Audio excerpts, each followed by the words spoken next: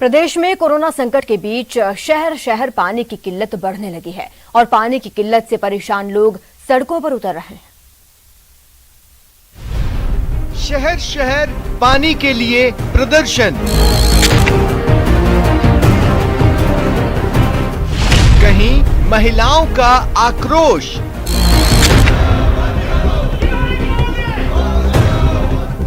कहीं पार्षदों का हल्ला बोल। एक तो कोरोना का संकट, ऊपर से गर्मी में शहर शहर पानी की किल्लत, परेशान लोगों का आक्रोश फूट पड़ा है। कोटपुतली में पार्षदों ने पानी की किल्लत को लेकर हल्ला बोला तो अलवर में महिलाओं ने प्रदर्शन किया। सबसे पहले बात कोटपुतली की। यहाँ के शाहपुरा के नगर पालिका के कार्यालय के बाहर पीने के पानी की किल्लत को लेकर बीजेपी के पार्षद और कार्यकर्ताओं ने प्रदर्शन किया। गुस्साए पार्षदों ने विधायक और नगर पालिका के चेयरमैन के खिलाफ जमकर नारेबाजी की और पेयजल की समस्या का जल्द समाधान करने की मांग की। इस दौरान पार्षदों ने टैंकर से पानी की सप्लाई करने में।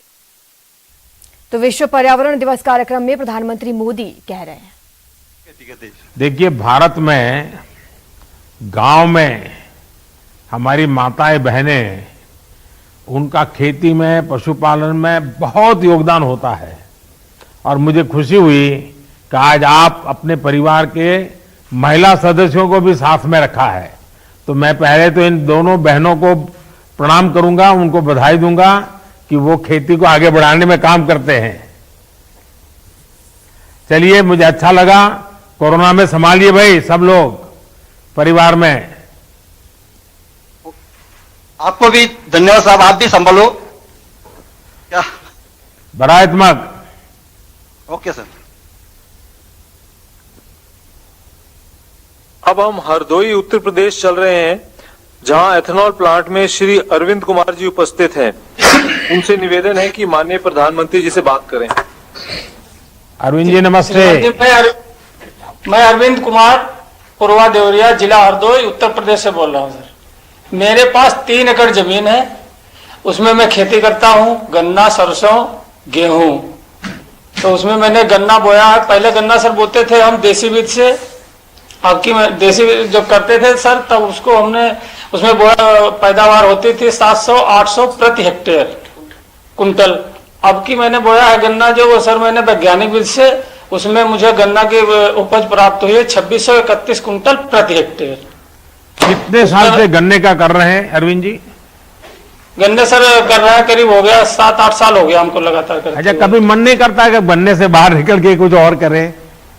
नहीं सर, करते हैं, गेहूं भी करते हैं, आलू भी होता है, सरसों भी करते हैं, सब सर खेती करते हैं। इस बार सरसों का अनुभव कैसा है?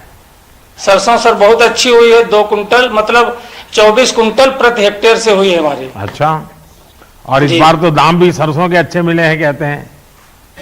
सरसों सर बहुत अच्छे दाम मिले हैं सर। अच्छा अरविंद जी, आप जिस मिल को गन्ना बेचते हैं जी, क्या उस मिल ने इथेनॉल प्लांट लगाया है? क्योंकि हम बराबर आग्रह कर रहे हैं कि गन्ना किसानों को सुरक्षित रखना है, तो सिर्फ चीनी बनाने से काम नहीं चलेगा, सिर्फ गुड़ बनाने से काम नहीं चलेगा, हमें कुछ और करना चाहिए। और इसलिए हम इथेनॉल पर जोर दे रहे हैं, ताकि गन्ना किसान को कभी भी चिंता न रहे। वरना क्या होता है, चीनी ज्यादा हो जाती है तो गन्ना किसान को तकलीफ हो जाती है, क्योंकि मार्केट गिर जाता है। चीनी कम होता है क्योंकि गन्ना कम हुआ तो भी किसान को तकलीफ हो जाती है। और इसलिए हम इथेनॉल पे जोर दे रहे हैं। तो आपके यहाँ जो गन्ना जहां आप देते हैं, वहां इथेनॉल का कुछ हो रहा है? क्योंकि आपके पीछे तो बढ़िया सारे चित्र दिख रहे हैं। जी जी, इथेनॉल प्लांट सर लगा है यहाँ हरियाणा चीनी मिल। तो इससे हमको लाभ सर ये मिला है, जो इथेनॉल जो बिकता है सरकार खरीद लेती है, उससे पेमेंट जल्दी होता है मिल वालों को, मिल वाले हमको पेमेंट कर देते हैं। उससे हमको बहुत लाभ है सर। हम अपना टाइम से जब पेमेंट मिल जाता है तो हर चीज टाइम से कर लेते हैं। और उससे ये पेट्रोल में मिला के जैसे डाला जाता है तो उससे पर्यावरण भी शुद्ध रहता है। अच्छा, जब पहले इथेनॉल का प्लांट नहीं था जी और सिर्फ आप गन्ना ले जाते थे और वो जब चीनी बन करके बिकती थी तो पैसे देते थे, अब क्या बदलाव आया है?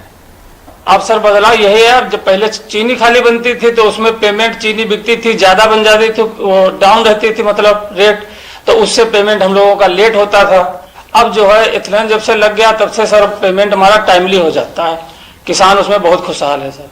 अच्छा अरविंद जी, आपको मालूम है, आप तो युवान है और खेती के काम में लगे हुए हैं, पढ़े लिखे भी हैं। इन दिनों पूरी दुनिया में जी जैविक खाद जी और ऑर्गेनिक फार्मिंग, ये केमिकल फर्टिलाइजर दवाइयां से मुक्त, उसका बड़ा जोर बढ़ रहा है, लोग उसी को खाना चाहते हैं। तो आप उस दिशा में कभी सोचे हैं? जी हम खेती जैविक मतलब हम ये ऑर्गेनिक खेती करते हैं। जैसे ढैंचा मैंने बो देता है और ढैंचा बोने के बाद में कंपोस्ट खाद वही डालते हैं सर, रसायन बहुत कम प्रयोग करते हैं। यूरिया वगैरह उपयोग नहीं करते हैं? यूरिया सर छिड़काव करते हैं एनपीके का 2 बार, बहुत ज्यादा। यानी अभी 100% जैविक नहीं कर रहे हैं आप?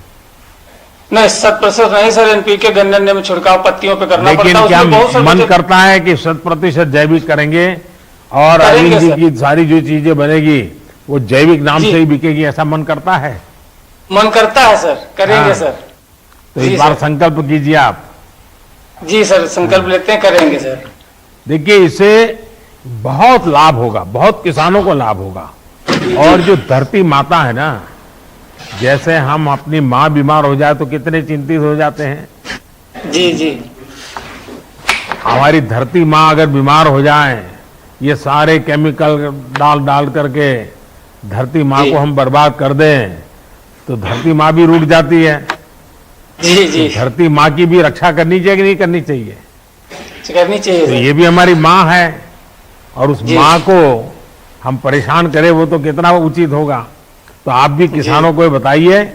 मुझे बहुत अच्छा लगा आपसे बात कर करके, और आप जैसे नौजवान और वो भी नए प्रयोग भी कर रहे हैं और पर्यावरण का भी ध्यान रखते हैं।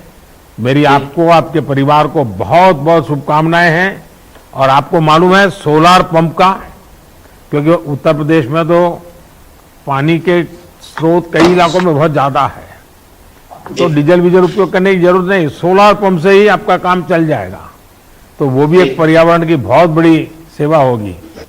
बंजर जमीन में भी हम पानी पहुंचा करके बिना खर्च अच्छी व्यवस्थाएं खड़ी कर सकते हैं। तो अरविंद जी, मेरी बहुत शुभकामनाएं आपको। धन्यवाद जी। Thank you sir. नमस्ते। अब हम चल रहे हैं खेड़ा गुजरात। यहाँ एक कंप्रेस बायोगैस तथा बायो मैन्योर प्लांट है। यहाँ रुकते हैं छोटे से ब्रेक के लिए, जल्द हाजिर होंगे।